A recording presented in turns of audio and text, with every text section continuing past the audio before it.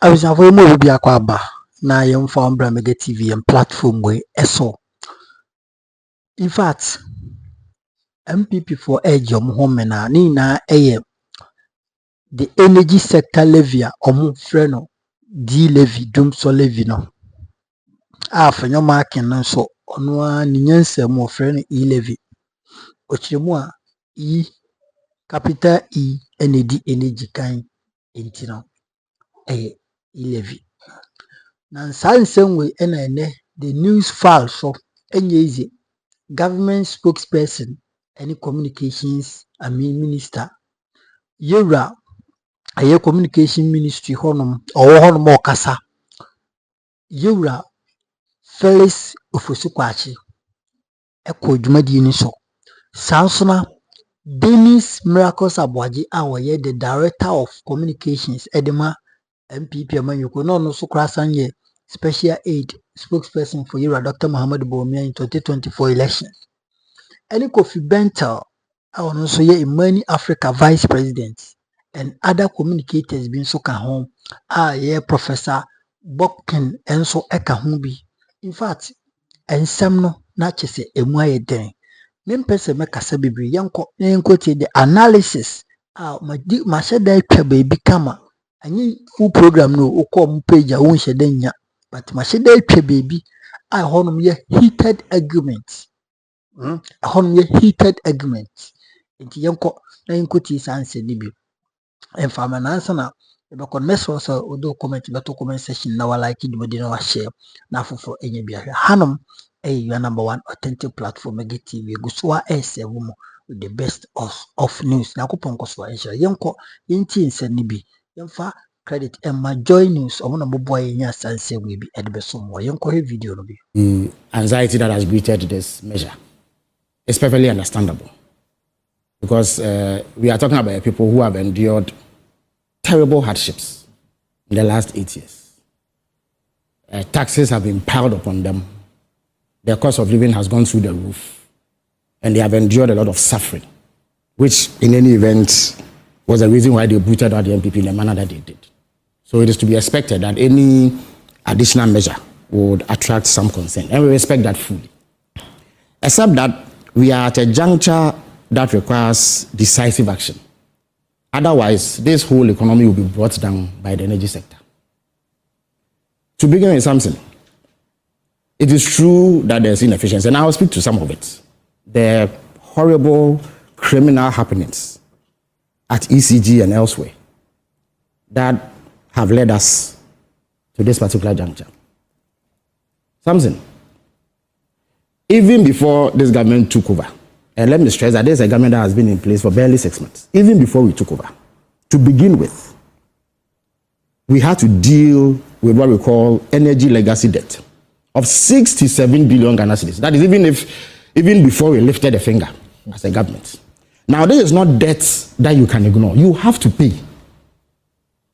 And it piles on for as long as it remains on your books. And it is not as though we have done nothing about it. Something, this year, if you look at the budget, the finance minister is giving the energy minister 23 billion Ghana cedis to settle part of this debt. 23 billion Ghana cedis. Now, this debt has come about because, as we all know, perhaps we don't talk about it much, but as we all know, even if ECG collected all the monies due them, the money will not be up to how much is spent to produce power and distribute it. If ECG collected all the money, and that is because of the way that the tariff is structured. That is the first point. So, under recoveries is one of the reasons why we have a 67 billion Ghana cedi, and this has been there for decades. The second point is that arising out of deliberate policy of the Akufo-Addo administration, this legacy debt was compounded. For many years, a critical component for producing power, which is the purchase of fuel, was not added to the tariff. The president and cabinet took a decision that consumers should not pay for that, but government will pay for it. Something they did not pay for it. So all the liquid fuel they bought, a significant part of it remains unpaid for. So it is debt. that you and I have to shoulder. To November that year, the dollar or the cedi exchanged at the dollar for 17 cedis. It rose from 6 cedis to $1 to 17 cedis. That is an addition of 11 cedis. And you know that IPPs are paid in dollars. And some of the inputs into power generation are bought in dollars. So once this happened, huge debt was accrued. And then, of course, there's the ECG collection. Something you recall that the Akufo-Addo administration claimed that they had reduced electricity tariff sometime in 2018. It was not because the factors that led to production had reduced in terms of their cost. They just asked the ECG to reduce electricity tariff. In order to make that sustainable, they should have paid the difference, which would have been a subsidy. Something they didn't pay. So it added to this debt. You remember that during COVID, they said that they had reduced electricity prices to cushion the consumer. It is all well and good to do so, but they needed to pay for the cost of producing that electricity. Something they did not pay. Then fuel that has been supplied, they didn't pay. In addition to the Samson, the Sankofa gas fields. You know that in order to get the project going, we needed to establish a guarantee, what they call a partial risk guarantee. It cost $500 million, and actually the World Bank gave us money to do so. But it was not a gift. It was something that had to be paid for. In addition to this, GMPC also brought $120 million, making it $620 million. Then the car power arrangement also required a guarantee. So Litasco produced $170 million in guarantee. Again, because of the criminal mismanagement of the economy, something they did not pay the players in this sector. So the players drew down on this guarantee in excess of $800 million. But those guarantees must be restored. And it's actually an IMF requirement. In fact, some of them have reached as far as the US Senate. And you've heard US senators started making noise, who have started making noise, that the plug should be put on the IMF program because we owe these amounts. So these guarantees have to be re-established. If you put all of this together, you get 67 billion Ghana cedis, which is debt that must be paid. Government this year is giving the energy ministry 23 billion. So if we continue on that trajectory, in 3 years we should pay it off. But something, if this were the only problem, it would not have been an issue because we have shown clear commitment that we will pay. In addition to this, every year as we go forward, there's a shortfall in the electricity sector, meaning that there's a certain amount of money that must be paid because of how the tariff is structured. The critical one is the purchase of fuel. So forget about what has built up before we came to power. This year, $1.2 billion has to be coughed up by governments in order to buy fuel. Because the electricity bill you and I pay does not include the cost of fuel. So even as we are paying the legacy debt, more debt is going to compound if we don't find a way around this. There's something called reserve margin, or others used to call it excess capacity. Of course, the MPP engages in some shallow populism. They make it seem that it is criminal to have excess capacity.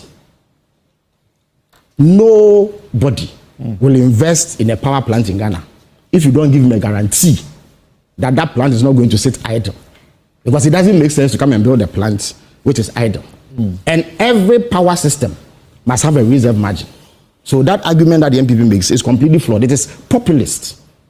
In substance, there's nothing in it. And they have not signed one agreement that doesn't have a take or pay clause. Otherwise, the investors won't come, especially in a time where you are catching up, you have significant shortfall. In any event, all the excess capacity that we left, something has been used up. Today, as we speak, demand meets supply exactly. And there's no reserve margin. So, if we don't do something about it, and even overlook the legacy debts, we are still going to pile up more debt if we don't find a solution to the fuel problem. Of course, naturally, you would say that, okay, so it is not part of the tariff calculation, so we'll add it. So if we do that, electricity prices will rise by 50%, which will impose too much hardships in our view. So we reckon that the most efficient way to do it is to add it to fuel. And also because, and as I walked in, Professor Aboagye was making the point, because of the gains we've made with the city, there's been a significant drop in the price of fuel. Under the MPP, at the time, fuel sold for 20 cedis a gallon, diesel, and petrol was going for around 17 cedis a gallon. But please let me line, this is extremely important, since I beg you. So that drop means that today, the average Ghanaian is paying far less for fuel than they did just 5 or 6 months ago. So it is going to cushion consumers in that the effect of this additional 1 cedi will be negligible or non-existent. Remember that the original ESLA, which was imposed in 2015 to address some of these problems, actually was also imposed at a time when there was a similar drop. That time it was a world market price that had dropped, so it meant that fuel prices were going to drop significantly. And then we brought it in there in order to generate revenue to address some of the problems that I have highlighted. So it is not an easy decision to make. And as I indicated, we understand fully that people will be agitated. It is to be expected. We respect that. Nobody quarrels with that. But if we don't do this debt overhang, which is no fault of ours, Samson, will drag us. And Samson, let me also make the point about the comparison with the levy. You see, if Dr. Baumia, in all the 8 years the MPP was in power, had imposed only the levy, it wouldn't have been a problem. Ghanaians responded the way they did because by that time, over 30 other taxes had either been imposed or increased under Baumia, who is complaining. In the period that we've been in power, Samson, how many taxes have we imposed? This is the first one we have had to do. That is even after removing about 3 taxes. And there are some others that we will look at. The COVID levy, which the finance minister indicated is a going review. And when he presents his next budget, we'll be talking to. So, yes, Ghanaians have a right to complain. We respect that. But this is necessary. But there's a final point that I need to make, which is extremely important. The reason why we have even had to use liquid fuel, something, is that as I speak, annually, about 420 million standard cubic feet of gas a day is used up in power generation in Ghana. Even with that, there is still a gap of 150 million standard cubic feet a day. If we had that gas, we wouldn't need to import fuel. But we have to import fuel because of that shortfall. Now, gas is much cheaper. If you use gas, you need just $10 to get 1 MMBTU, which is the unit that is used to measure. The equivalent of that alone is $61 per barrel of oil. $61 per barrel of oil. So this levy is an interim measure meant to fill that gap. I am aware, and indeed I'm part of the committee that is working on the establishment of the second gas plant, which will enable us more than meet the gas demand for power generation. We expect that to come on stream in 3 to 4 years. Once that happens, fuel purchases would not be necessary. And indeed, the reason why the fuel purchase has even become a problem is a result of the MPP government policy. You know, in the past, it was VRE that was doing the importation. Through a fiat, they said ECG should do the importation. And then they brought in all manner of entities, Stratcom and Co., to start the importation. And yet they were unable to pay them. Okay. And this is what has led to so this. So now you can rest here. Yeah, you can rest here for me. I had intended, Kofi, I'm coming to you. I had intended this to be his brief introductory, entrance, but this will be his substantive. The brief introductory entrance has meant about 15 minutes of submission on the substantive points that they are making. And Kofi, I'm hearing Felix and asking myself, but they knew about this when they were campaigning and promising that, we were overburdened with taxes and we didn't need taxes to, make progress, right? Yeah. Unfortunately, there's a certain level of dishonesty amongst all our politicians, and it's worrying. That dishonesty, it has eroded trust. And that's where you're going. So didn't they know this? So let me put it this way. For the past 20 years, we have been fed constantly by both parties with all kinds of numbers and analysis of energy economics and fuel dynamics and all, which we don't care about. And at the end of the day, you see crass incompetence. Meanwhile, Samson, as this goes on, the people in charge, the ministers, the politicians, are making millions of dollars over this crisis. Felix just said something. He said, if ECG collected 100% of all revenue, it will still be insufficient to pay the energy debt. The experts have said this. Yes, I know that too. That is the definition of incompetence. Solving this problem. And that is not your fault or mine. It is not my mother's fault. They have to solve that problem. And for 20 years, look, before President Mahamad's first term, we had been coming towards doomsday. And analysts like myself and many others said, we are going to hit a rock, we are going to hit a rock. They sat down, they made these arguments back and forth, and were incompetent, did not solve it. Around President Mahamad's time, it hit us in the face. We went through years of doom, so people died and suffered. I had to organize demonstrations before they set up. Then when they sort of fixed it, after signing all kinds of agreements which profited them corruptly, the new government comes in, NDC. And let me give President Mahama some credit for ESLA. ESLA made sense. ESLA had the potential to deal with it. Then you have the MPP come in, and my own dear friend, Ken, and the people who are running it, did the crazy thing of putting ESLA where it did not belong. I don't want to go into all this, but when they did the capping and other things, and then they collateralized ESLA and all those things, and remember, we criticized them. We were extremely critical of them. Then you have a situation where the problem compounds. Even though they kept the lights on, more or less, the debt they came to meet is the debt they leave. Okay? So you have a situation where our politicians who are paid, and these are the Article 71 people, they pay themselves world-class wages. They have to solve the problems. They don't solve the problems. Unfortunately for all of us, they rather profit from the chaos, and then when they finish, they tax us again. All right? So look, at the end of the day, you heard Prof. Bokpin. Me and Prof. Bokpin, we are nerds. We like data. We analyze those things. We can speak to them for the whole day. But I'm telling you, nobody remembers what he talked about.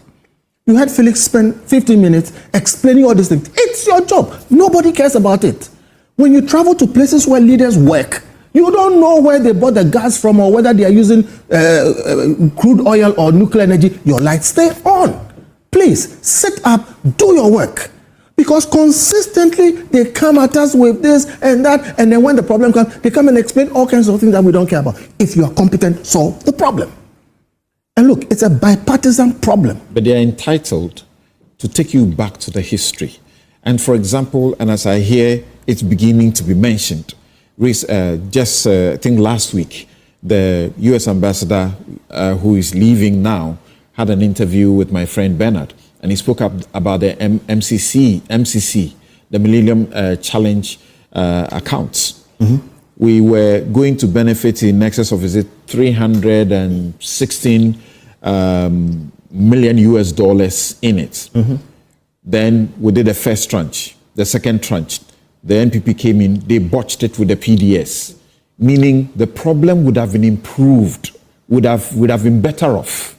So they must tell these stories. That is what I'm saying. And tell you why they are making... I'm telling you that we have a bipartisan problem of ineptitude.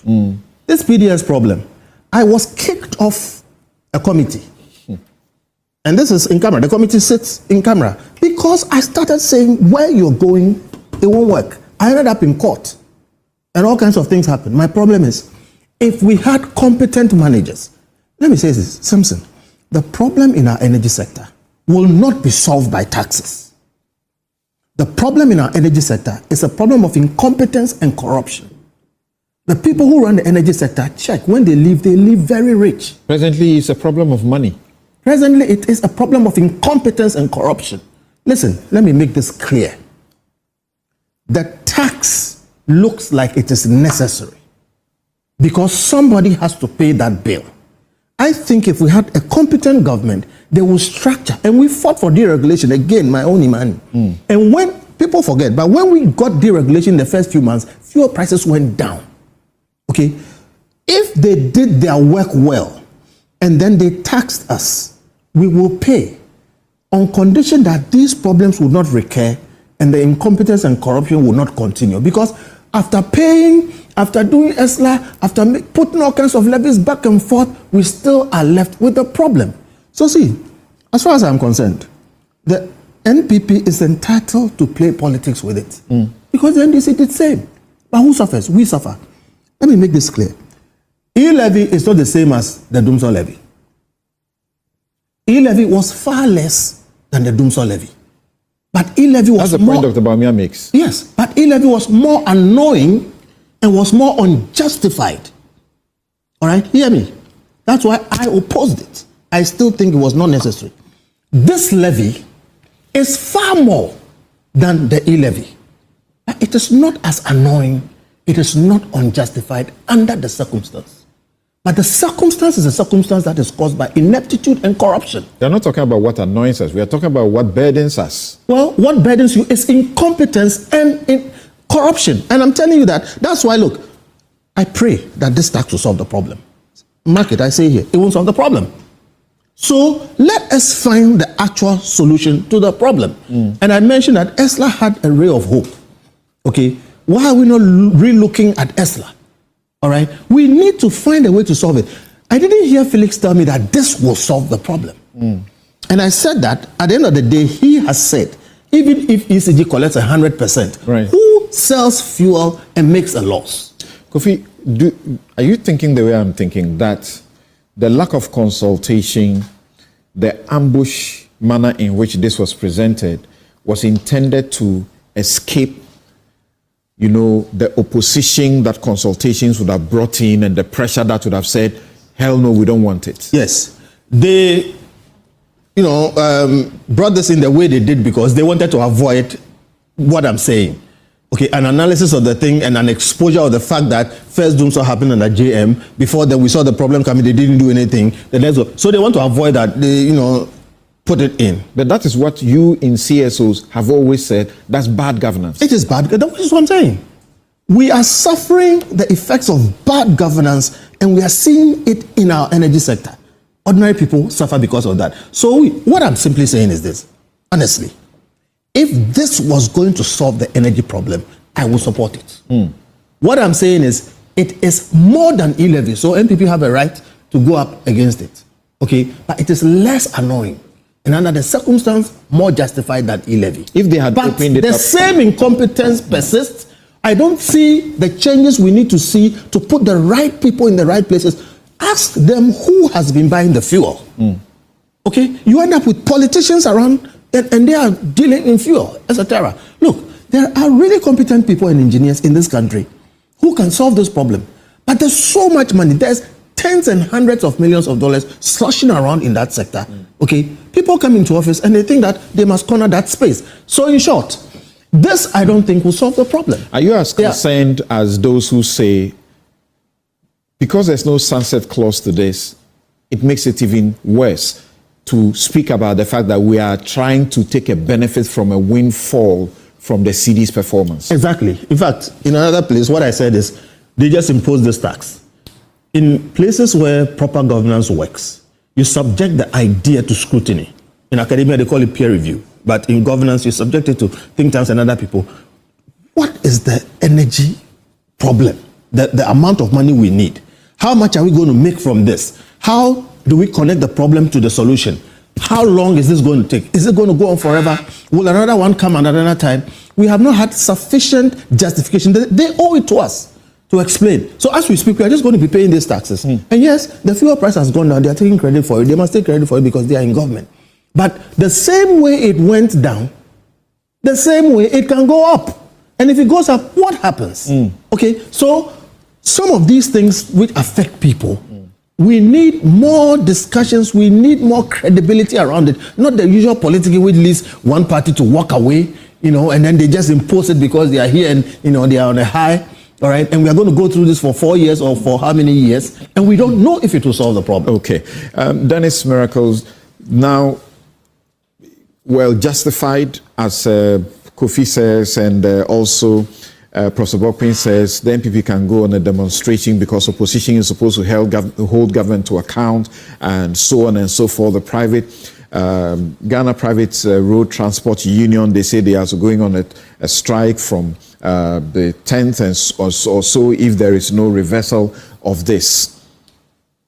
Why will you be in support of such a situation and against this tax if you know that we have as much as 8.94 billion US dollars energy sector shortfall payment ahead of us between 2023 and 2026?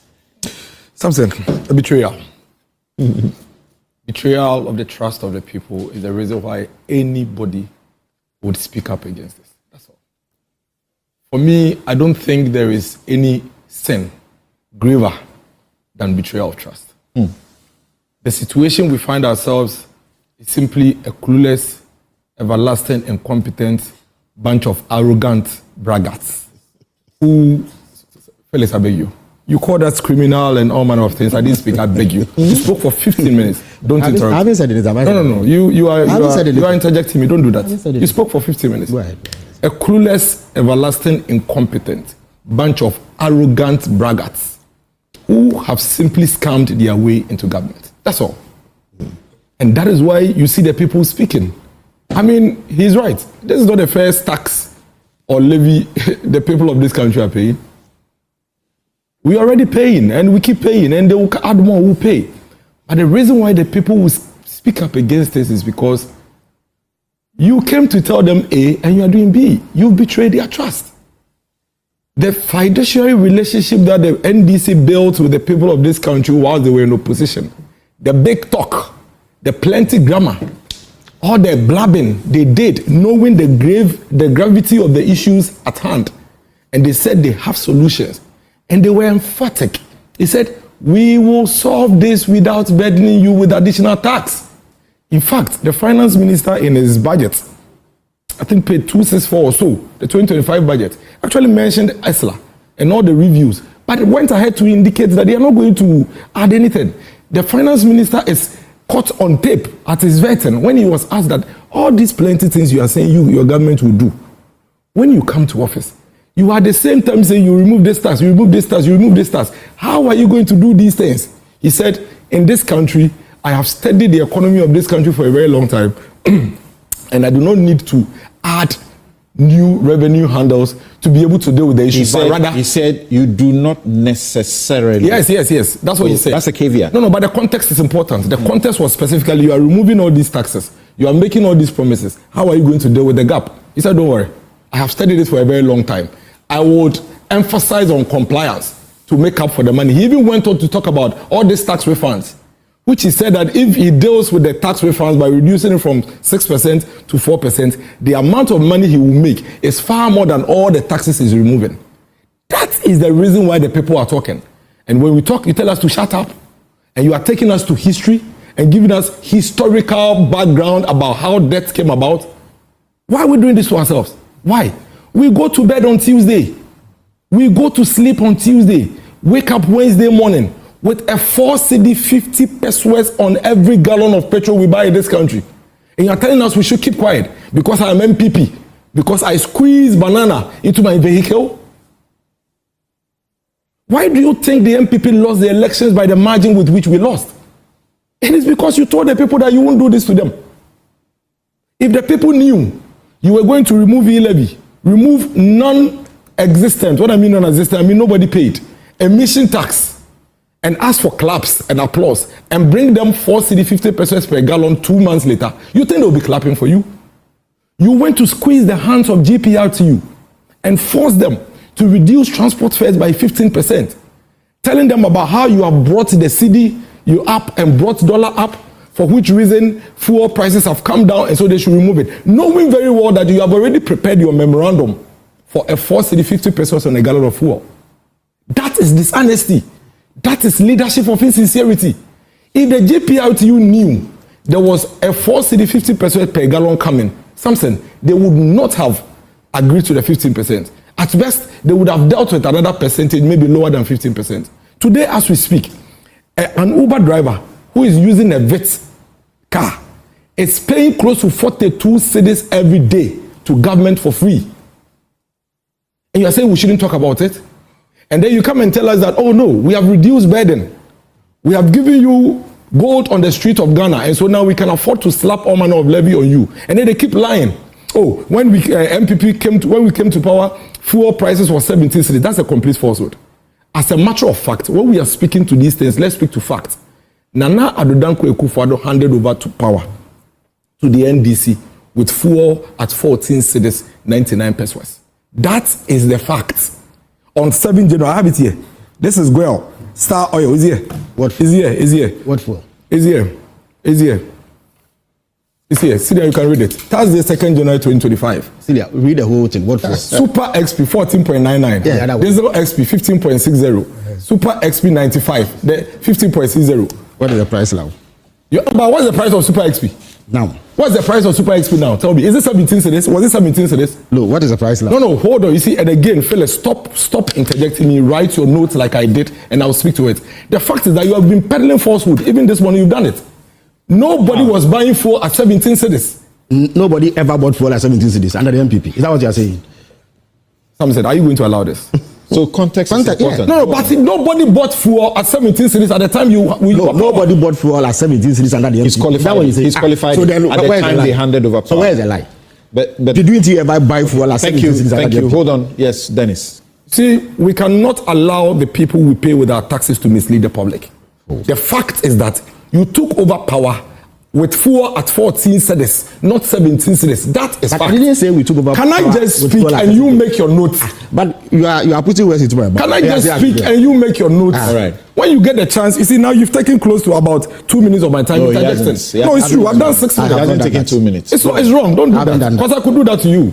I have never. So you see, you never took. So what NDC have actually done is that today I look at Guel and Star Oil, and I realize that Guel is selling Super XP at 12 cedis 52 pesos. It was 14 cedis 99 pesos.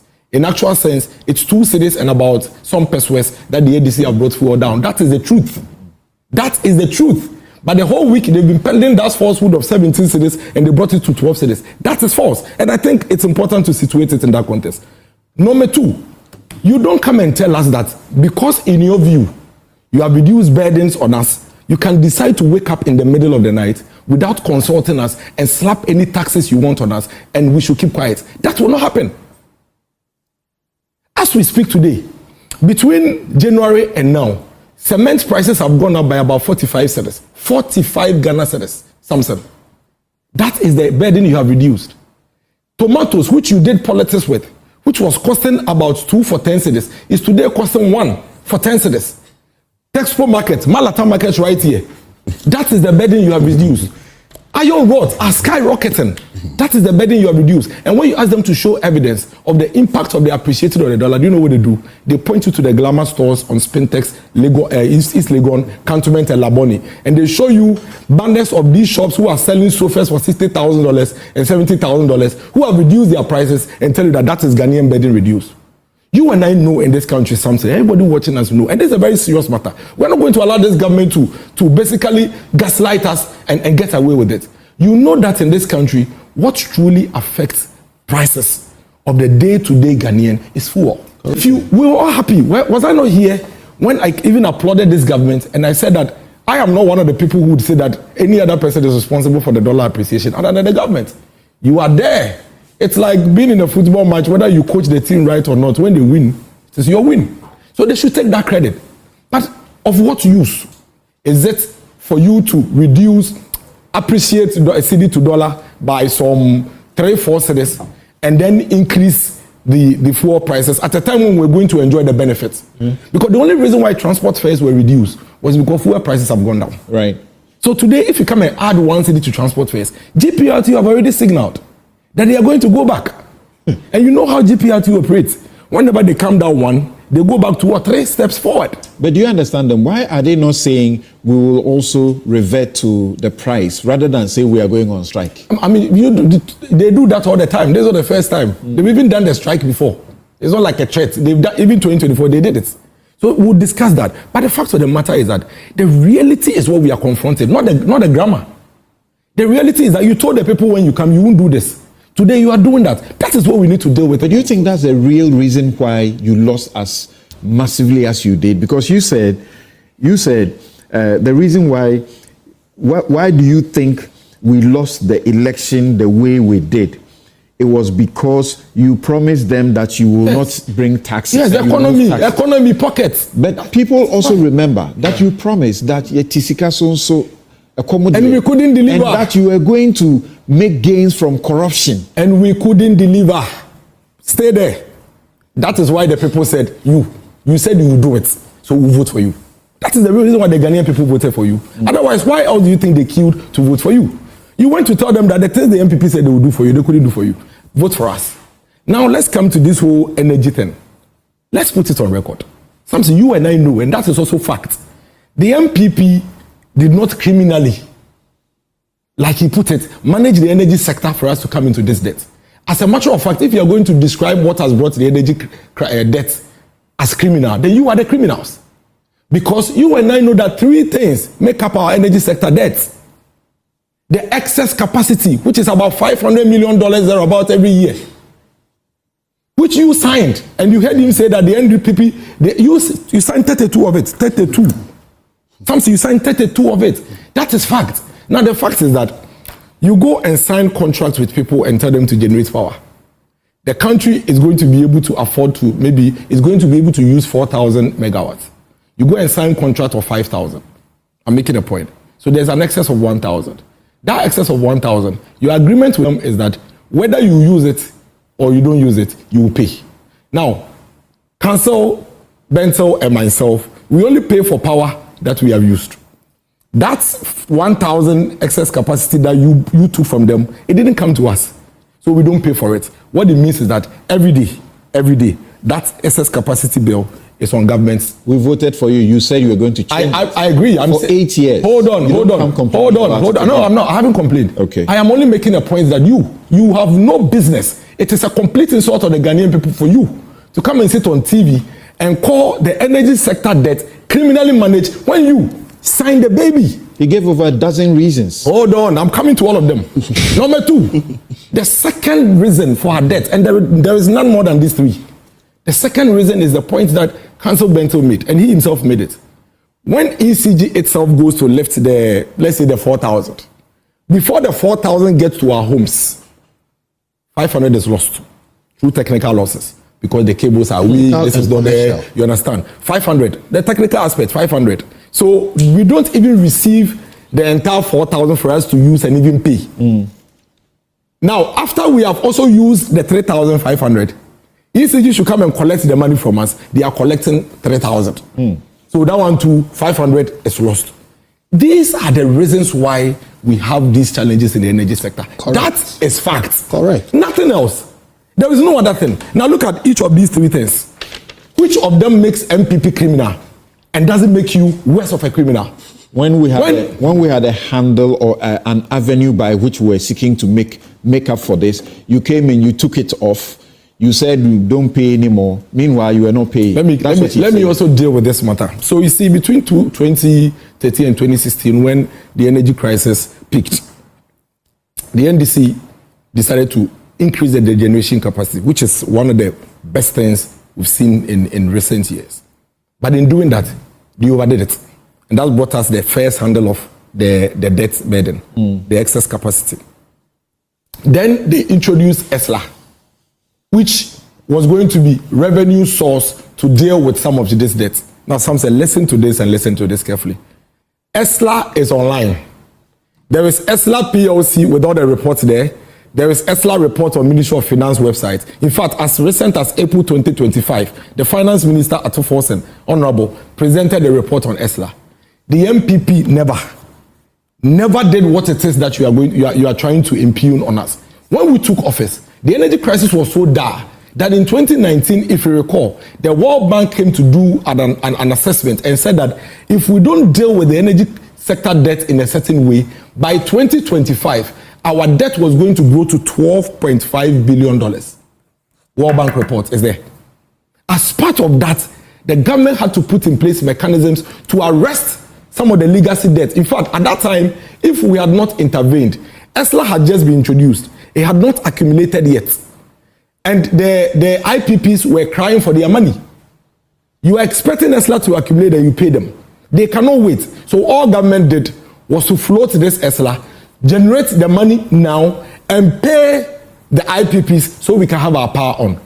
There is this thing that the BDOCs actually released along the line, and I'll read it to you. It's on your website. Government settles 1 billion legacy debts. The Ghana Chamber of Bulk Oil Distributors says it has received from government 1 billion being full and final payment of legacy debt owed the bulk oil distributing companies from 2012 to 2020. This is ESLA money. And this was when? This is ESLA money. This was ESLA money. This was when? Somewhere 2020 thereabout. Okay. This is ESLA money that was going into it. Now the ESLA report between 2017 and 2023 is online. This is what the ESLA report says. 70% of ESLA money was used to settle energy sector debts. 20% went into infrastructure, which includes transmission upgrades, distribution improvement and maintenance, and other infrastructure.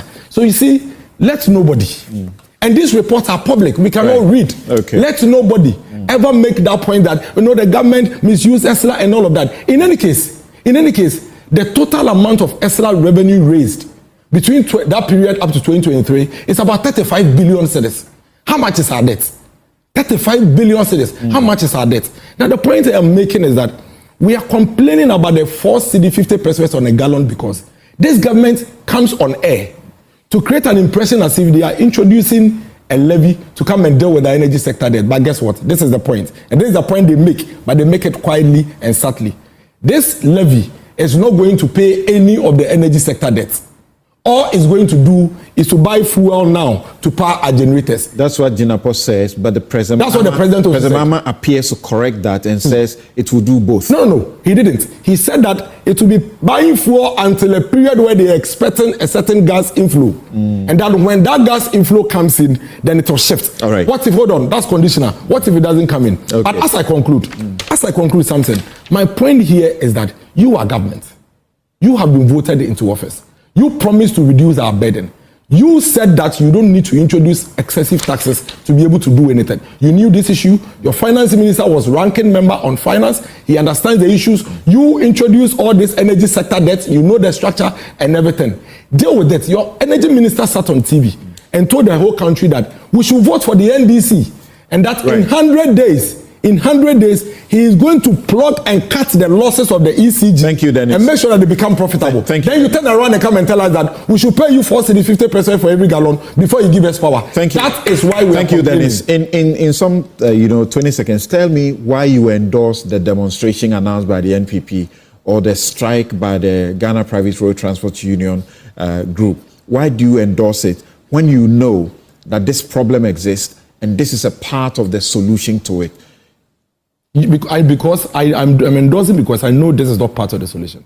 The levy is simply going to buy fuel to power generators. What's your alternative? The alternative is that they said they had a magic wand to deal with ECG.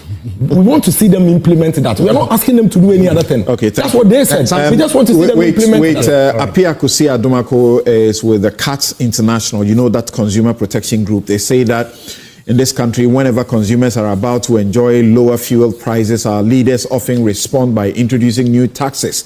Back in 2014, when global fuel prices dropped, then Finance Minister swiftly went to Parliament and imposed a 17.5% special petroleum tax. Now in 2025, we are being asked to pay an additional 1 Ghana cedi to support the purchase of liquid fuel. In my view, the real issue lies in the poor management of our energy sector. The sector is riddled with technical and commercial losses, corrupt practices, and which are not prosecuted.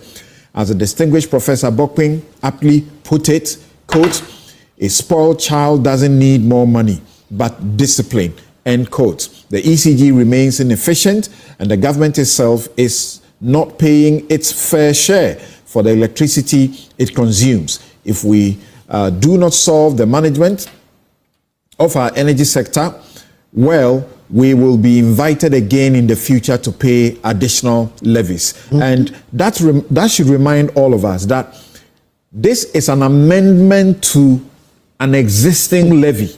Yeah. It's not that it is new. Yeah. It existed in which situation you were paying 0.95 for petrol, you were paying 0.93 for diesel, you were paying 0.97 for LPG, but has now been increased by 1 cedis.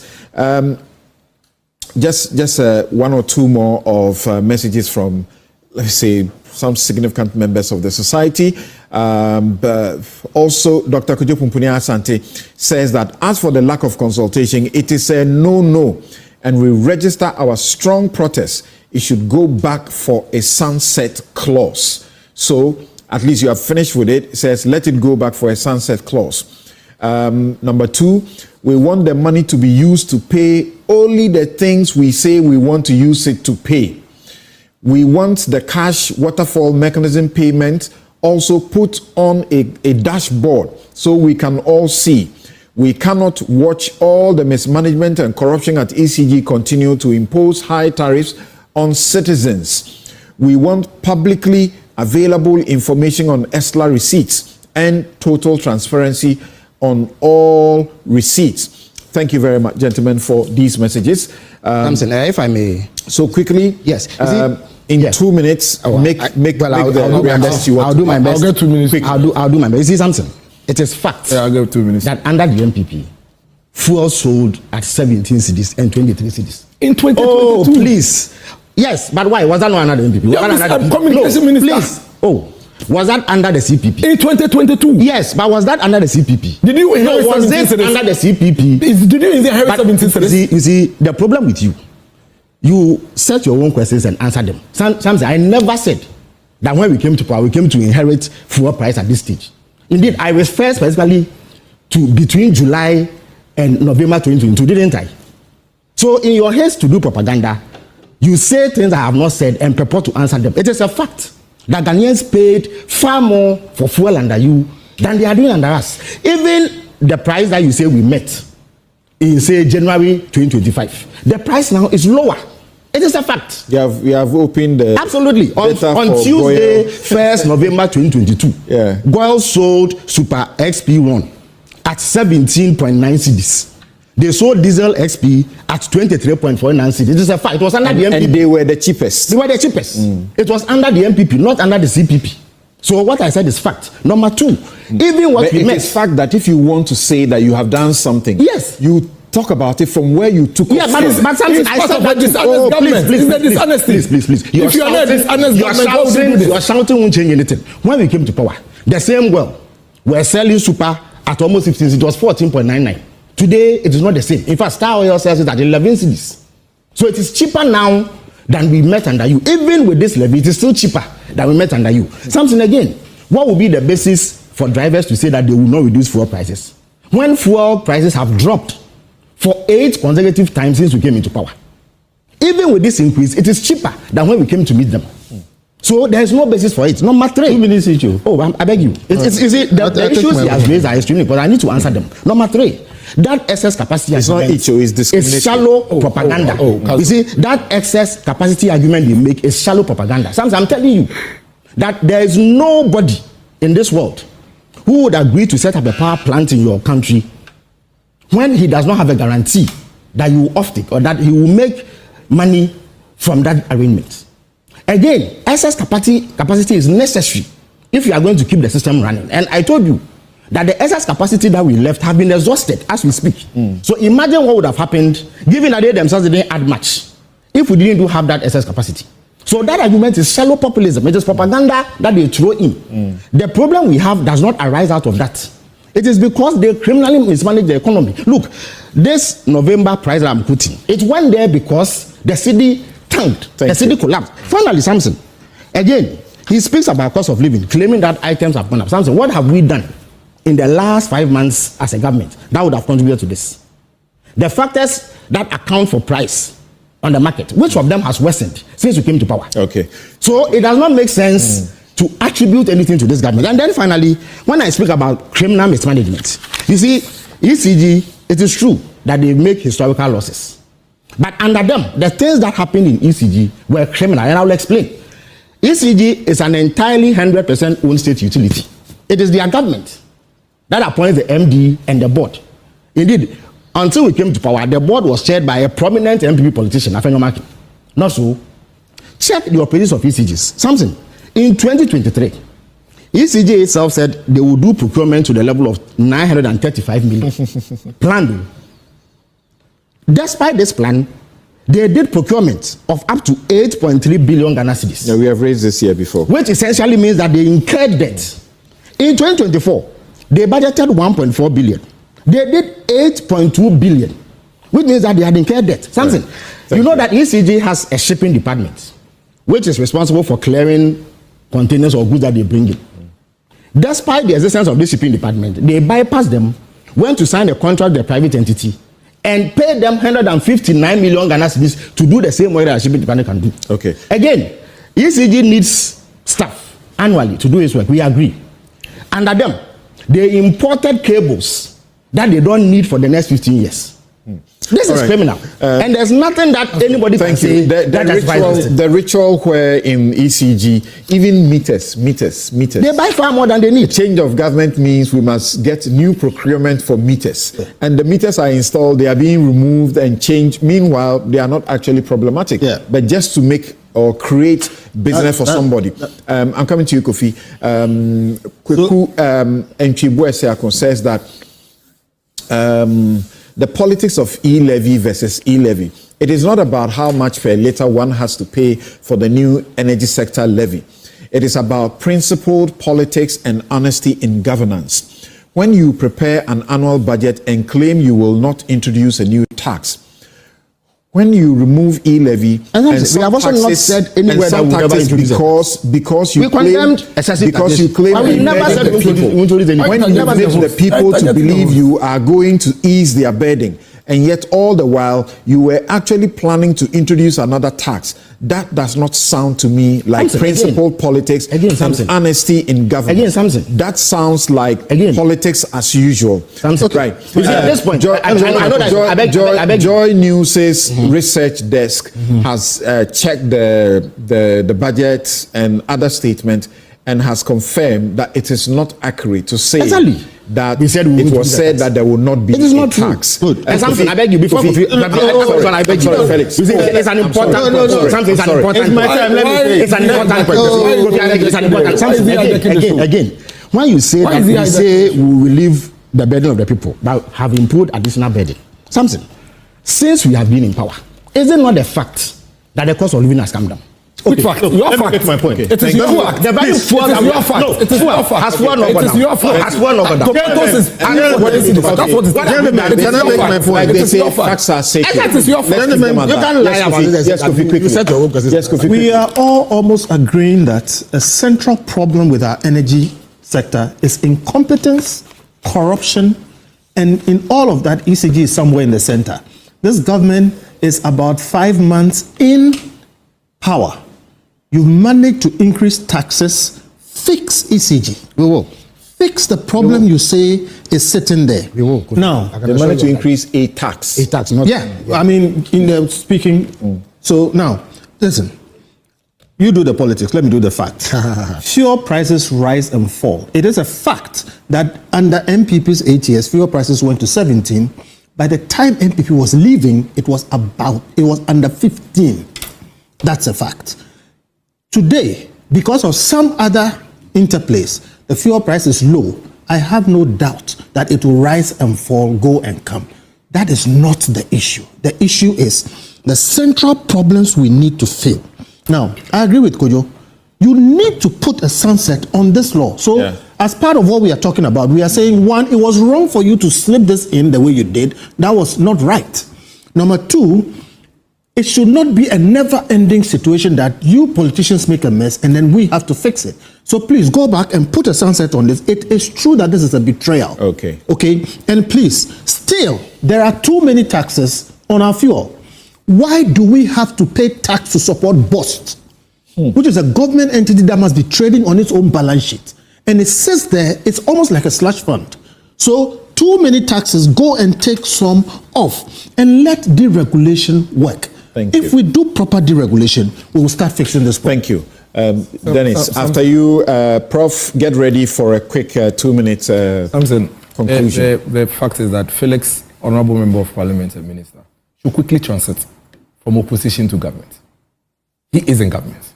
He has the responsibility to fix the issues. He cannot come on air and gaslight us all. That you are burdening us with money we have to pay to you for your incompetence, and you want to make us feel as if it doesn't make sense. Can you stop this? Can you stop this? Can you stop this? Can you stop this? Can you stop this? Can you stop this? Can you stop this? I beg you. What have we done? And then you make us. And then you make us. So you see, when he was intervening, I almost told him not to. Stop. It's okay. Hold on. Because do you know what the government communication minister is doing to us, the populace? He's making us feel like we are either sleeping or we are delusional. The delusion is coming from Can you stop this? The delusion is coming from you. You are not saying anything. You are just getting around Felix. Making accusations that you can't just Felix. And when I complain, it's okay. Stop there. I'm restarting my stopwatch. Don't restart. No, but that's the fact. I'll stop you when I have to. So, Samson, the fact is that they cannot continue to gaslight us like this forever. You see, it's only a dishonest government that will be having a conversation around fuel pricing and go and pick a 2022 figure to make a case. Only dishonesty. You know that you took over government when fuel was 14 cedis, and you brought it to 12 cedis. Nobody is taking that credit away from you. And then when you are making the point, you go to a 22. Let me tell you something. He makes a point and pretends to make everybody believe that the fuel price we are seeing now is because of only the cedi appreciation. In January, the time they took office, when fuel was 14 cedis, international crude was $80. $80. Today, international crude is $64. What it means is that it is not only the dollar to cedi. Can you stop there? How long are you going to do this? What it means is that it is not only the dollar to cedi that has brought fuel prices to the rate it is now. Now, there is one fact about the global economy. International crude will not remain 64 forever. Yeah. It is going to go up. So don't come and tell us that, you know what, I have brought cedi up and dollar is down. And now fuel has come down, so I beg you, let me give you 4 cedis, don't complain. Knowing very well that in about a week or two, or even a month or 2 months, you are going to have international crude move from 64 and it could go all the way to 120. Or it could go downwards. Or it could go to 40. And if it goes to 120 tomorrow, what are we supposed to do? When you haven't given us any comfort in your bill, that, okay, anytime it goes above this 64, we'll remove this one. That's why we have to go for the sunset. And you are telling us not to speak. Yeah. Okay. And you are giving us all manner of gimmicks, theories, and telling us that some people are criminals. When the things you are impugning criminality on them, you introduced it. How? It is your baby. How? When the MPP came to office, something, and that is something that we cannot run away from. You left a debt of $2.5 billion for the MPP and gave them a revenue source, which you keep referring to, that gave them 35 billion as a cedis, as a 2023. And at the same time, left them a daily debt accumulation, which moves to $500 million every month. You left it. So when somebody takes over $2.5 billion from you and manages the energy sector, keeps power stable for 8 years, and then you come to office, and then 4 months out of the 4 months, there is crisis in the sector. Then you come and tell us that we should pay you 4 cedis 50 pesos, only to go and buy fuel. So whilst you are buying the fuel every day today to give us power, you are still accumulating the debt. Yeah. And only God knows what will happen to that debt in the future. The energy sector debt. Thank you. The excess capacity. Hello, Prof. The ECG losses. I have told you that Prof. 23 billion Hello, Prof. is being paid to offset that debt. And then you want us to know how much money did you pay last year? Hello, Prof. Transfer to government. You are no longer in opposition. You are saying things like Move to government. You are no longer in opposition. We are going to hold you. You are going to fix the situation for us. Please, gentlemen, let's listen to Prof. Godwin. Hello, Prof. Yes, let's hear you. Yeah, something. The more I listen to the two politicians on your show, the more I get concerned because I'm just looking at the MPP, the agency with which they wanted to introduce VAT on electricity consumption last year. I'm looking at reforms that we have agreed under the IMF supported program, especially in the energy sector. And I'm also listening to the position of the NDC right now vis-a-vis when they were in opposition and all of that. I think there's one thing that is clear, and we have to come in here. What is it? There are issues that I think politics will not fix. There are issues that we have to look at it realistically. I agree with my senior colleague, Kofi Bento, about the structural issues, technical losses, commercial losses, procurement economy in the energy sector, and all of that. From where I sit, my considered view is that without some level of fiscal resources in the immediate, even the good leadership government is showing in resolving the energy sector and the many other areas will not yield the immediate results that we need to move our economy forward. My position is that this levy should be viewed as a temporary tax levy or handle. The sunset clause should be around the key variables that inform the export price, world oil price, the CD strength, and then the other significant variable. That way we'll be making progress. And then there should be transparency in how these resources will be utilized. And this should be linked to reforms in the entire energy value chain. And quarterly, government should be giving us updates on how their reforms are yielding results and how that is bringing relief to Ghanaians and the sustainability of the energy sector. Okay. That is how I see it. All right. Thank you very much, Professor Bokwing. And Professor Bokwing is Professor of Finance and Economics at the University of Ghana. He joined us. He, like Me a job at Enterprise where I was able to excel and make my name in a corporate world. He remained a friend. He's a fellow, a colleague fellow at the Aspen Institute where he introduced me. I respect Ken. I think history will be kind to him, especially in his work in the private sector, building data bank, helping to build our stock exchange. It will be kind to him. But I cannot defend everything Ken has done in government. And I'm also not one of the people who abandons his friends because they make one mistake. So I speak on principle.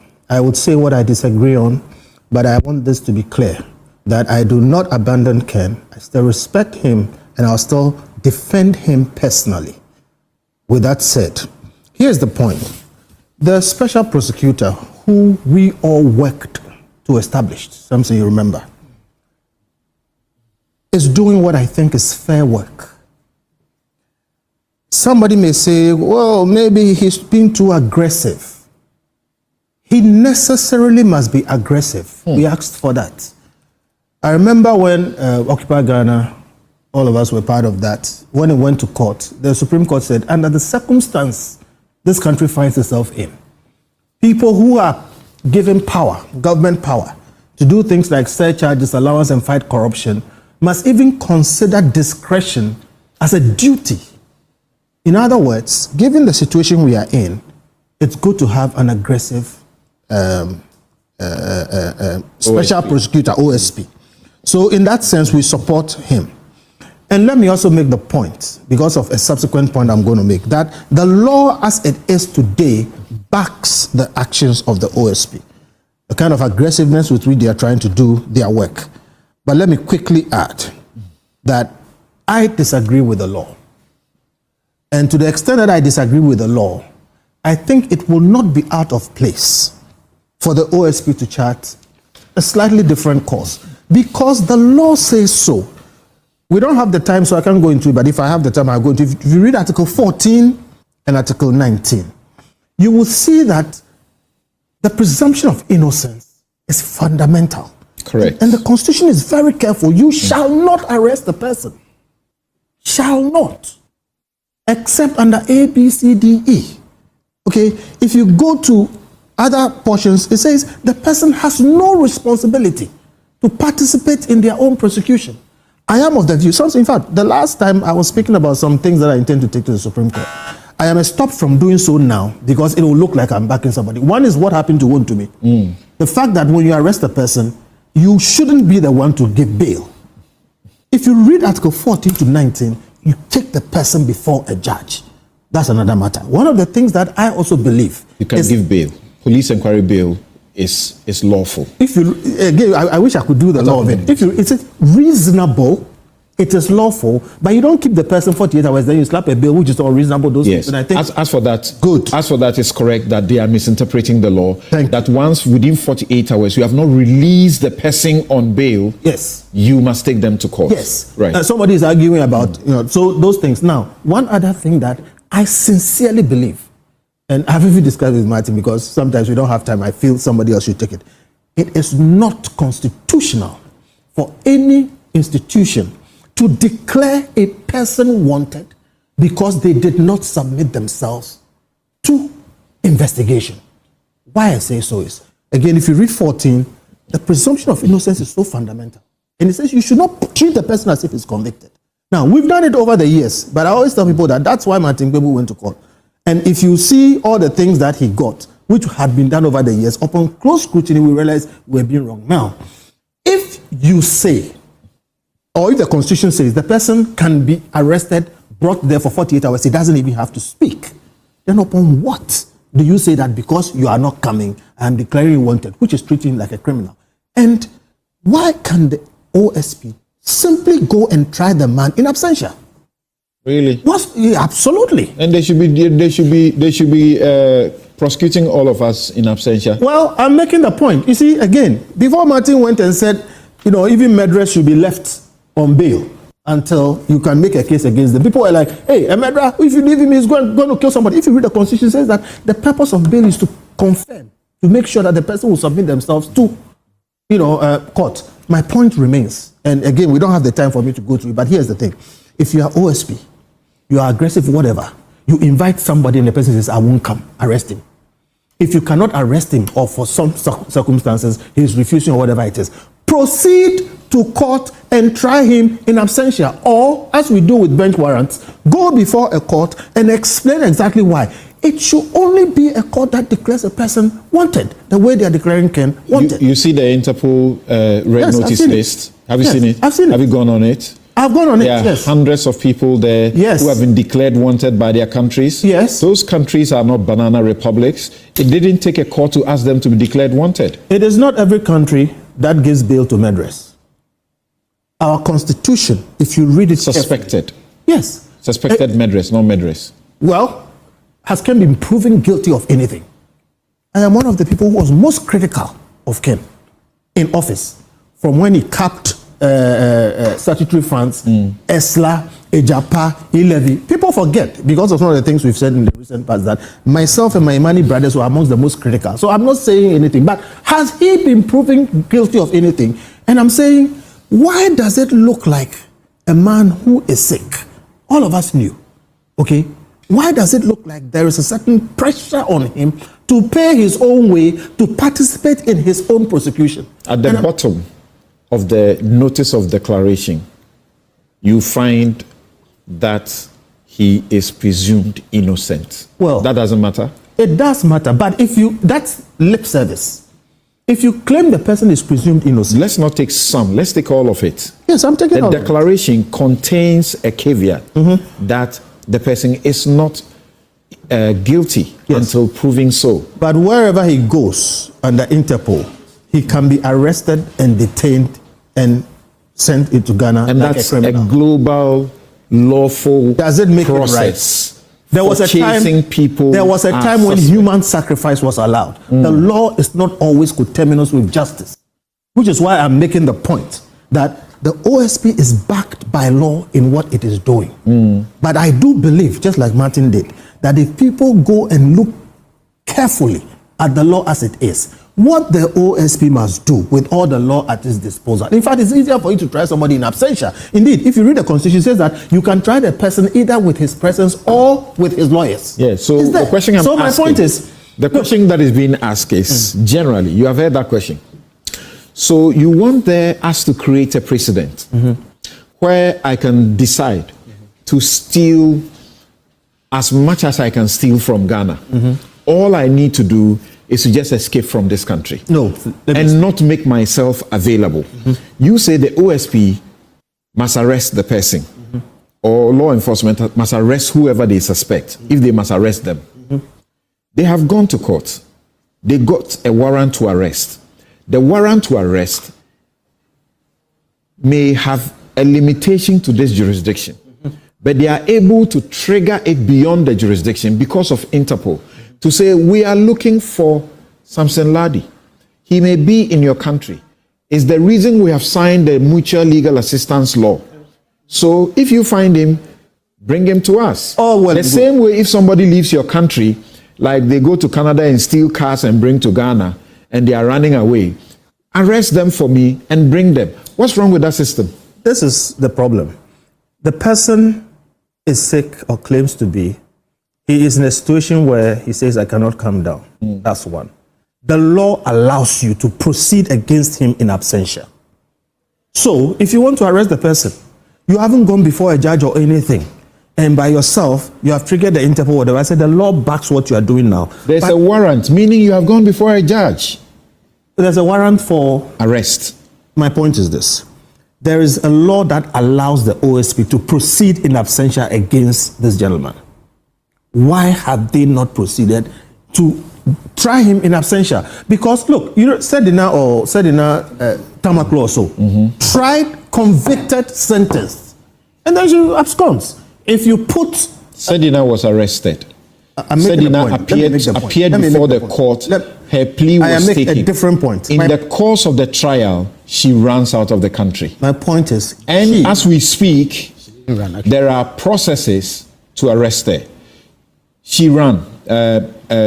Felix is saying she didn't run. Look, she ran because Samson, I haven't made a she point. asked for permission to go for treatment. I haven't made the point. And never returned. That one must be clarified. I haven't made the point. I haven't made the point. The point I'm making is, Sedina essentially, who was tried and convicted, who is now a convict, is treated more or less essentially the same as somebody who has not been tried, not been convicted, who might well not be convicted. There is a problem there. So I'm saying, please, OSP, look, if I had to advise Ken as a brother, I would say, don't come to Ghana. I disagree with all the things that have happened and I've criticized them. But for your person and for the kind of vitriol that has been visited against you, don't come to Ghana. Wait and let them try you, let them convict you, and if they convict you, we'll take it from there. Okay. Sedina was convicted.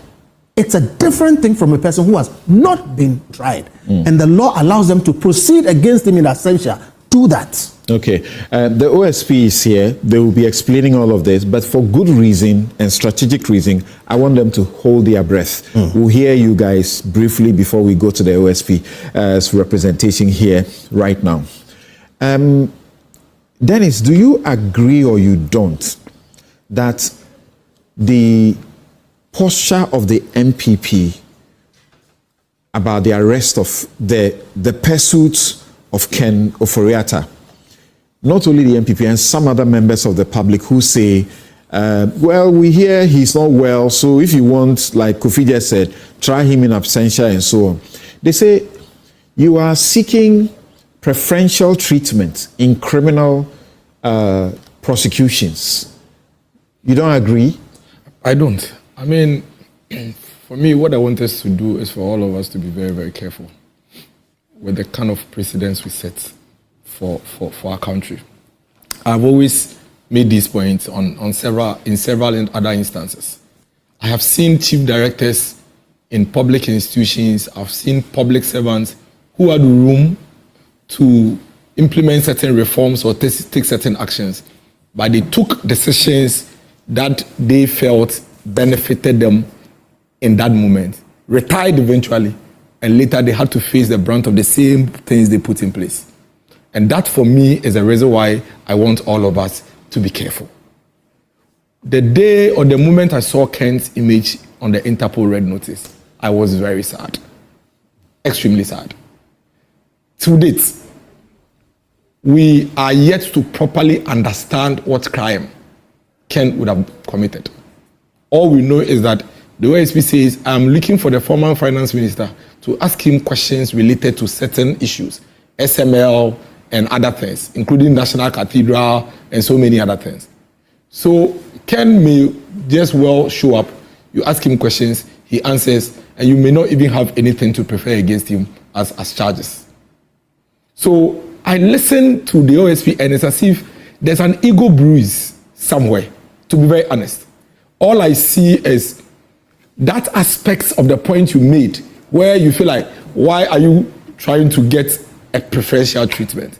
Why do you think it should be special?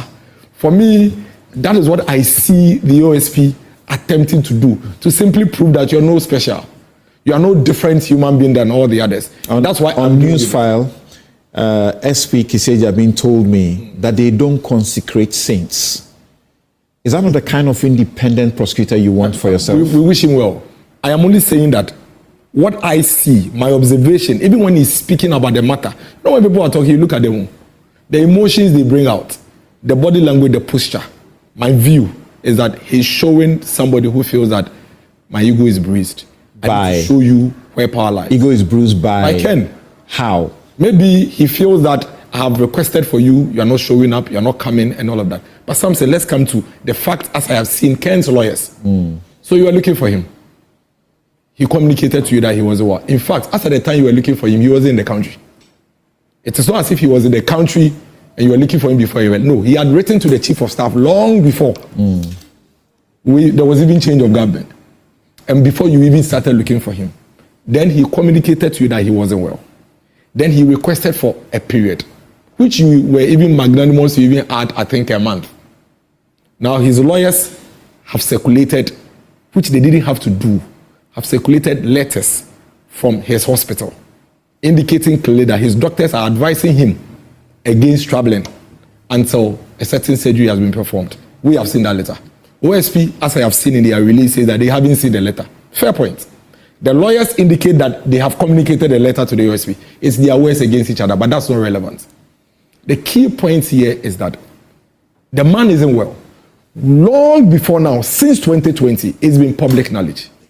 Why do you think a special prosecutor, with all the experience he has, would stand on national TV and indicate that somebody has cancer? When this person claimed that he hasn't even seen the letter, but he said it on TV, at least I saw it and heard him, that he said he has cancer and going to perform surgery, so you have this information.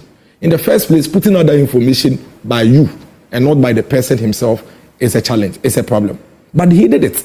And that is one of my evidence to make me believe that there's a certain ego breeze in there.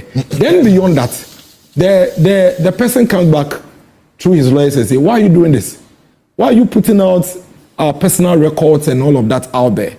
Indeed, we have communicated to you that the person isn't well. His lawyers are advising against him traveling. He has a scheduled surgery date. Is it on June 13th? At least we have seen the letter, so we have every cause to believe the lawyers.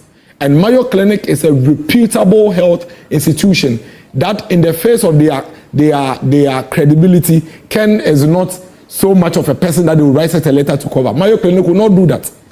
Anybody that knows Mayo Clinic would know that of all the patients they have, Ken is not one that they would cook up something to cover. But even if the person they are cooking something to cover, this is health matter. Now, like Counsel Kofi said, if I was Ken, seeing all that has been happening in the past 2-3 months, and indeed, I have such a medical condition, I would not show up. I would prefer to be alive than to come and be put through a certain treatment that right now I cannot guarantee, because right now in this country, you cannot even guarantee your treatment, and you cannot guarantee how you'll be handled by all these agencies when you are arrested. We've seen all that has happened in the past 3 months to people who have been picked up only on suspicion. Some, there were press conferences to date, even charges have not been preferred against them, and we are still going back and forth and all of that. So if I was Ken, and if the condition that they claim he has is what he has, something, I will not come. I wouldn't mind you putting me on Interpol red notice, so long as I'm alive. Hey, Interpol red notice. Because why? I would come and die. Don't say that. No. Hold on. But you've already put me. Is there anything I can do about it? You've already put me there. So why should I come and be put through a situation that could cost my life? Why? Why should I do that? With the treatment we've seen, we saw Wuntumi come out What do you mean by a situation that would cost your life? We saw Wuntumi come out of Yoko and his left legs were almost numb. Oh, really? Yes. But the videos are there. His left legs were almost numb. Yes, we saw it. We saw it with our eyes. So Samson, the fact is this. We were in this country when the OSC himself told us that he flew from this country to London to go and interrogate President Mohammed's brother in London. He said it on TV, that he went to London to go and interrogate President Mohammed's brother in London. So the OSP clearly... Samuel Adams Yes, over the Airbus scandal. Yes. So the OSP clearly has the precedence of actually going out to the country to go and talk to supposed suspects. So if you have done that for Mr. Mahama, Samuel Mahama, and you have somebody on the basis of empathy, humanity, telling you that I'm not well, I have a scheduled surgery, I am even ready to have this conversation with you via electronic platforms, which is allowed by law. Doesn't the law allow that? I don't know which law. No, but doesn't the law allow that? I don't know which law. No, we have. We take evidence by We can do that. Yes. Evidence. Yes. Prosecution. Yes. We take evidence by Yes. video. When you are investigating. Yes. We take evidence And- in No, court by video. Hold on, just 1 second. So I've just for heard the- that claim in the public. Yeah. Since you're a lawyer. Yes. You say we take evidence by video, right? In court, we take evidence by video. Thank you. What did you say? In court. In court. Yes. Okay. And the suggestion is that if in court it can be done, then in an investigation it should be possible to do so. By which law? No. I said the suggestion No, is... those who are saying, he just said there is a law. Okay. Have you asked them to No. point you to the law? So, Right. so just for the sake of public, Okay. education. Right. I do not, it's not everything that is done simply because there's a law. I see no impediment to the OSP taking an interview by video. To caution somebody. Yes, I see no impediment. What is the caution process? Wait, Can you caution somebody on video? you are going, hold on. When it comes to arrest, the law requires you to physically touch the person. Correct. And read the person's Miranda rights and whatever it is. Correct. At this point, the OSP is seeking an interview. You may want to arrest the person, okay? But Okay. at this point, my understanding, you are seeking an interview. What is My the point- context of the interview? Supposing that I were your client and the OSP invited me. If you are taking me to the OSP, what sort of interview do you think you are taking me to? I don't know. It's they who invited me. And given the circumstance, I may not accept the invitation. So the OSP will have to come where I am. But you will advise me I will that advise you. going there They may. potentially means that I Yeah. could be cautioned. Yes. Yes. So can you do that cautioning in law? Can you do that cautioning by video? So see, you are playing both sides. Listen, you are invited not to be arrested. You are invited to be part of the investigation. They question you, etc. If you are told, come here and let us arrest you, I don't think anybody will go. But they never say, come, let's arrest you. You are not getting me. So if Relax, Sammy, relax. So Relax. if as my Give him client, another time. Relax. Your time is going. It's okay, we'll come to you. Relax, if please. as my client, you are called by the police and they say, come and let us arrest you, 100% of the time, I will say, don't go. But if they invite you and say, come, we are looking to interview you, I will say, make yourself available. So I'm saying, to the extent that they have not told Ken, come and let us arrest you, but we want your presence as part of the investigation. The Constitution says in Article 19 that you don't have any responsibility to participate. But he says that if it is for an interview, I am prepared to give you an interview on video. I see no impediment for doing that. So if it is arrest they want, they should make it clear. Okay. But you know in practice, as a lawyer, that when they extend an interview, an invitation to you, it's a courtesy. They really say, we don't want to come and, hassle you to the place. So when you are going there, you know that you'll be cautioned. And the caution process cannot be done by video, correct? It's not always that I've taken many people to the police where they were not cautioned, they were interviewed and released. So the point I am making is, if you are going to arrest the person 100% by all means, don't give them a courtesy. Tell them, come and let me. But even where they were well, interviewed and they didn't give a caution statement, they may have given an ordinary statement and asked to go. I mean, just warned and, or in fact, there have been times where it was to seek information. And when they got the information, they let the person go. All right, thank you. That's fine. Now, let's move on. Yes. So the point... You were talking about Adams, yes, Samuel Adams Mahama. And I don't want to pick, and I'm not picking on Adams Mahama. Now wait.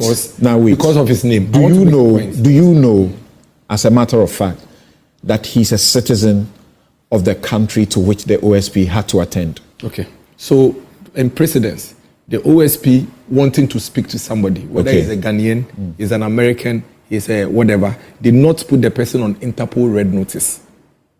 The OSP went to the person. And again, let me put it on record. It has nothing to do with his name. Or even the matter. They are suspects and they are potential witnesses. They are treated differently. I beg you. As far as we know, and that's why I'm saying that where we have gotten to is an ego bruised. Because as far as we know, this whole Kanoforiata matter started from come and let's have a conversation. That is where it started. It has only escalated. But that is where it started. Okay. It didn't start from you are under arrest or we are coming to arrest you. It started from we need you to talk to you and ask you certain questions. It has only escalated. I am saying that if the OSP of the Republic of Ghana ever had a cause to travel out of the jurisdiction to go and speak to somebody on a subject matter, then the OSP, on the basis of humanity, could easily have traveled to wherever Kanoforiata is, speak with him. If he doesn't want to do the video conversation, in fact, one of the things he could have done is that you could go to him, which he was going to grant you anyway, and then when you finish, you say you are under arrest. I'm taking you back to the country without all this drama and gimmicks. I am only saying this. When we are making commentary about these things, we need to be careful. You made a point about the Interpol red notice. The fact is that on the Interpol red notice, there is nowhere that indicates that he is not guilty or is innocent. No, there's nothing there. I'm looking at it. It is clear. It's as if he's a criminal. It's there. I'm projecting. Interpol, yes. I'm projecting the OSP wanted notice to you. He says. No, I'm telling you. Interpol red notice. He says no law enforcement agency must be able to declare somebody wanted without a court order.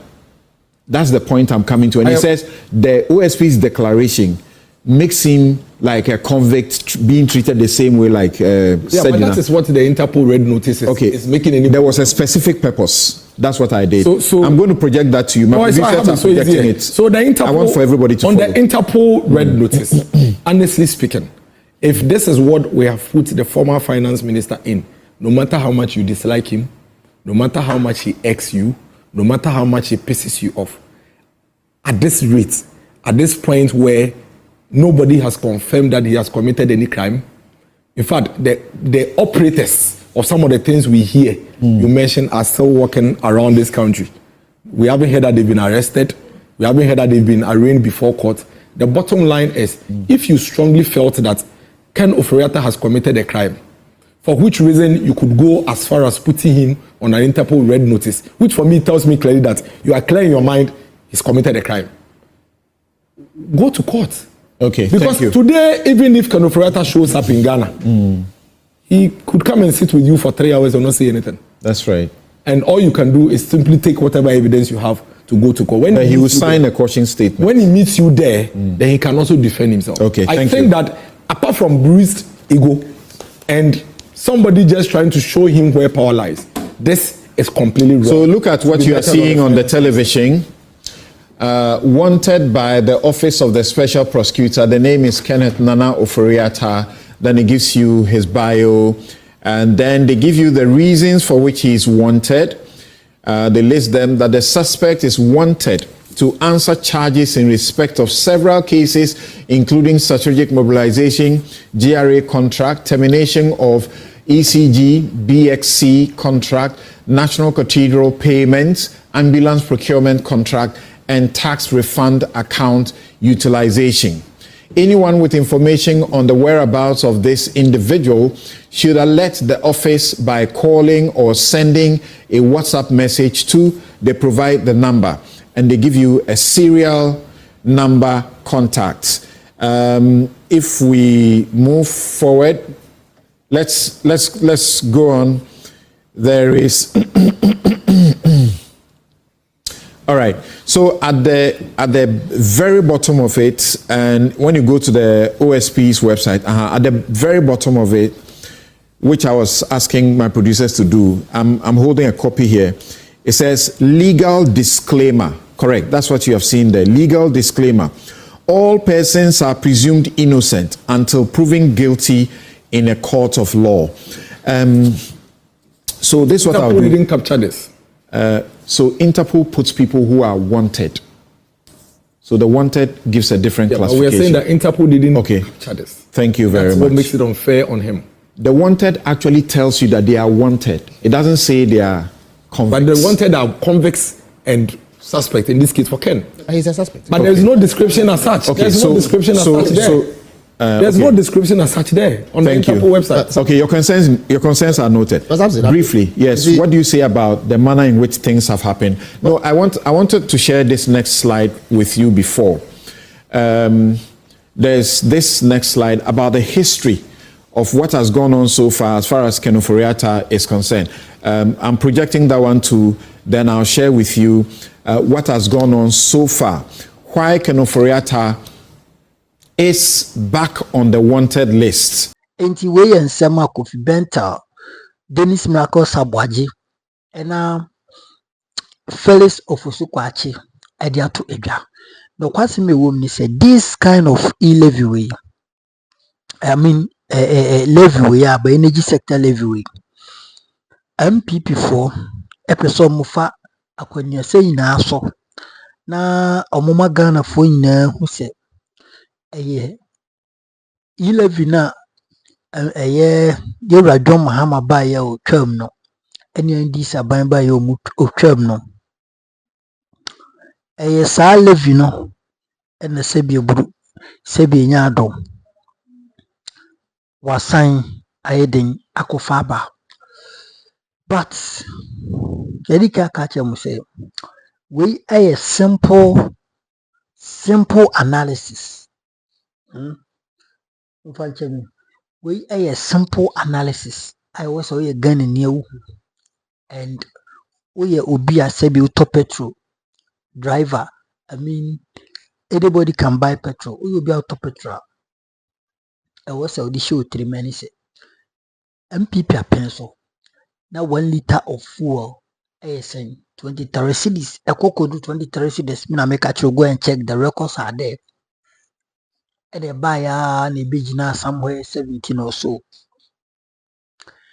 ɛna ɛnɛ MPP abɛn free so yɛwura John Dramani Mahama ɛne ndi saban aba na ɔmo baayɛ no ɛna petrol no from 17 hwii santan ɛba 11 cedis.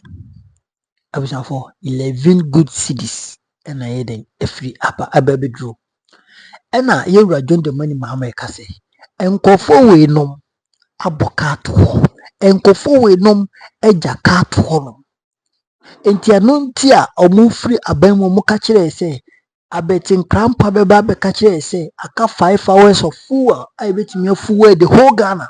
Ɛnte saa this I mean the blackout that will come in Ghana no yɛntumi nso ano du nso ɛbɛba yɛntumi nso ano. Enti abɛten krampa bɛka kyerɛ Ghana fo nyinaa sɛ aka 5 barrels I mean aka some few hours bi a light bitumi adum. Yɛn nyinaa yɛ witness. Owura yɛfrɛ Dubik Mahama na ɔyɛ CEO of energy ministry hɔ nom. I mean ECG right ɔno nso ba ɛyɛ den ɛbɛka nsɛm bi before so or resign. Even saa odi ma memfo no to hɔ no. Nti MPP fo wei nim sɛ ɔmo agya ka to hɔ. Nti ɔmo nyɛ sika ntɔfo a ɛnyɛ den empower the planter etimi boa ma yɛ den enya ɛyɛ nyinam kanea no. Enti ɔmo nim saa nneɛma wei nyinaa anya afei na asɛm no ɛbɛhyɛ ase o. They know all these things. Na ɔmo nim sɛ kada hɔ a ɔmo ntumi ntɔ fuel na fuel crisis ɛna ama electrical issues blackout aba wɔ kurom ha. ɛna NDC fo tena ase yɛwura John Mahama ɛne NDC tena ase ɛna ɔmo dwen ho sɛ no ampa nsɛm a MPP fo bɛka kyerɛ sɛ aka 5 hours no ɛyɛ nhwɛ yɛ yɛtena ase a ɛmboa aka few aka some ketewa bi ɛmboa.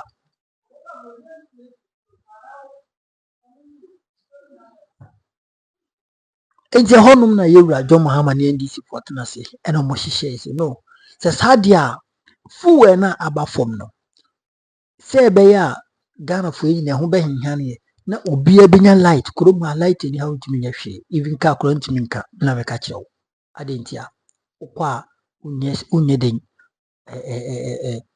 wokɔ na so madum light a ɛden sɛ wobɛtumi akaka because car no ho nneɛma bi kɔsɛe a wokɔ mechanics a ɔmo yusu electricity and ɔmo de fix nti no car sɛe ayi light di kurom ha bibia na wobɛtumi ayɛ no kurom I'm telling you kurom ha yɛdum light a adwuma nyinaa stop it unless ebia wɔ plant no so the fuel sɛn na bɛtumi atɔ ɛna yɛwura John Mahama trans dwen ho sɛ saa deɛ wɔ yɛmbɔ ɛnyɛ adeɛ ɛbɛboa enti me John Mahama I'm your president of the Republic of Ghana yɛn take bold decisions na yɛnyɛ dɛ yɛn solve this issue once and for all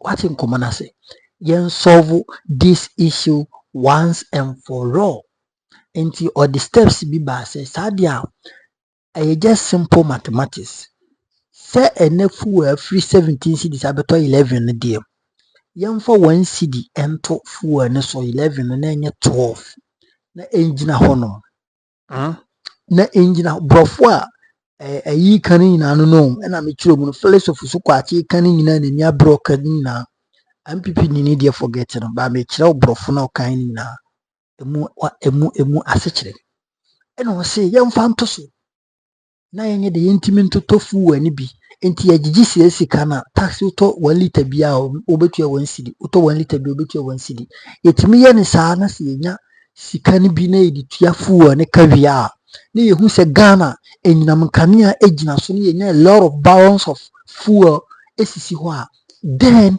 we can go ahead and start paying our debts.